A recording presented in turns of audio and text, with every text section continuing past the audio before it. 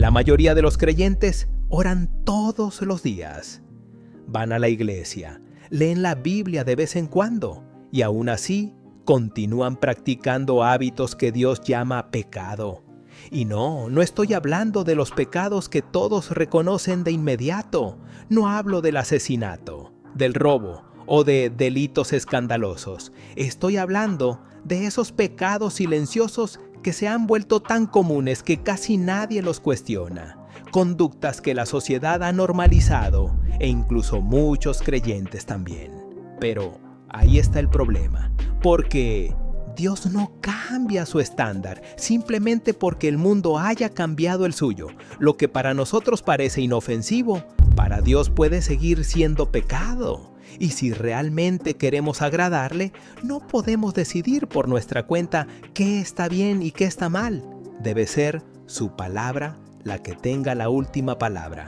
Por eso, hoy veremos 5 hábitos que muchos creyentes han llegado a considerar normales, pero que Dios sigue llamando pecado. Y es posible que alguno de ellos esté presente en tu vida sin que siquiera te hayas dado cuenta. Hábito número 1, la justicia propia. Vivimos en una cultura obsesionada con ser vista. Todo gira alrededor de la aprobación, los me gusta, los comentarios, las publicaciones. Las redes sociales nos empujan constantemente a buscar reconocimiento. Y poco a poco, esa mentalidad también ha entrado en la iglesia. Hay personas que ayunan y de alguna manera todos terminan enterándose. Otros ayudan a los necesitados, pero siempre encuentran la forma de mencionarlo. Hay quienes sirven fielmente, pero necesitan que los demás lo noten. Jesús habló directamente sobre esto. Mateo 6:1 dice: Cuídense de no practicar su justicia delante de los hombres para ser vistos por ellos. Y Filipenses 2:3-4 añade: No hagan nada por egoísmo o vanidad. Más bien, con humildad, consideren a los demás como superiores a ustedes mismos. La verdadera obediencia no necesita aplausos. La verdadera humildad no busca un escenario, porque si necesitas una audiencia para sentirte bien con tu obediencia, entonces quizá no estés buscando agradar a Dios. Tal vez estés buscando agradarte a ti mismo, y eso no es humildad, es justicia propia disfrazada de espiritualidad. Hábito número 2, la idolatría. Antes de decir, yo no adoro ídolos, detente un momento.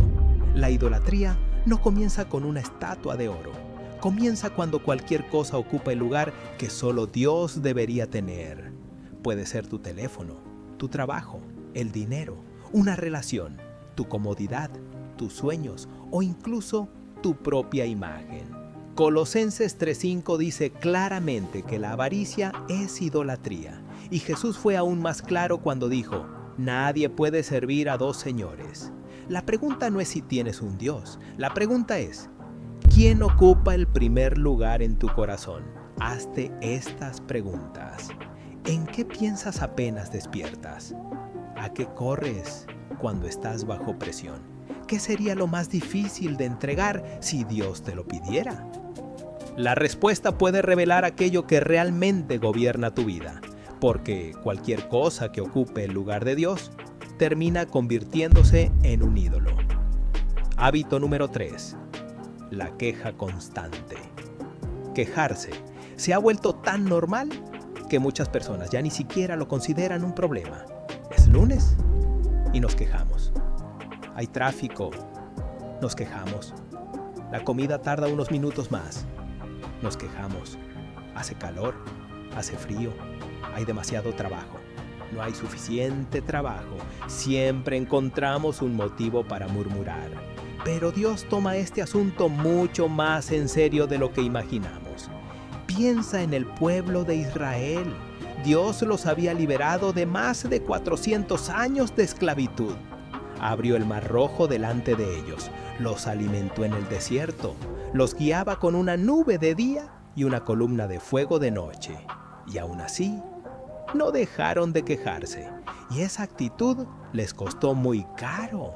Filipenses 2:14 dice, háganlo todo sin murmuraciones ni discusiones.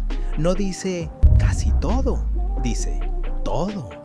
Cada vez que vivimos en una actitud permanente de queja, estamos insinuando que la provisión de Dios no es suficiente. La queja es la ingratitud levantando la voz, y un corazón agradecido no puede convivir con una actitud que constantemente se lamenta.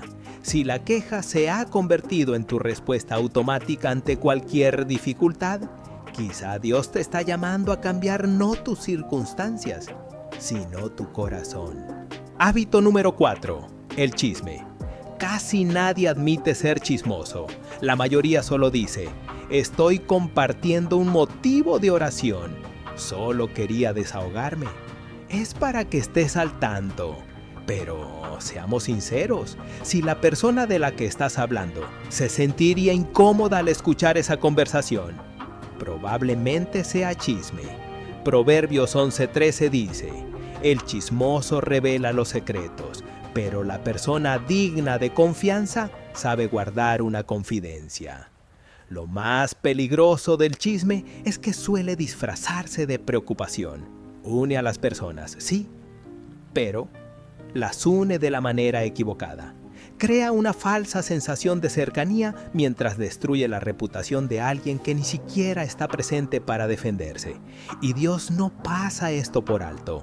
En Romanos capítulo 1, el chisme aparece en una lista junto a pecados que la mayoría consideraría mucho más graves. Eso debería hacernos reflexionar, porque cada palabra que pronunciamos tiene peso delante de Dios, y Jesús dijo que un día daremos cuenta de toda palabra ociosa que salga de nuestra boca.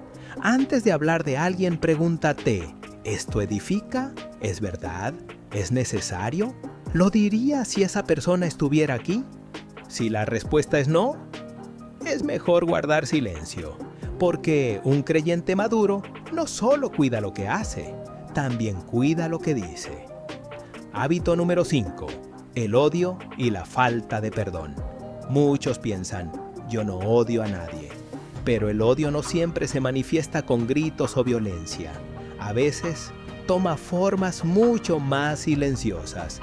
Es el resentimiento que llevas años alimentando, la herida que te niegas a soltar, el deseo de mantener distancia porque alguien te hizo daño, la incapacidad de perdonar, la amargura que poco a poco endurece el corazón.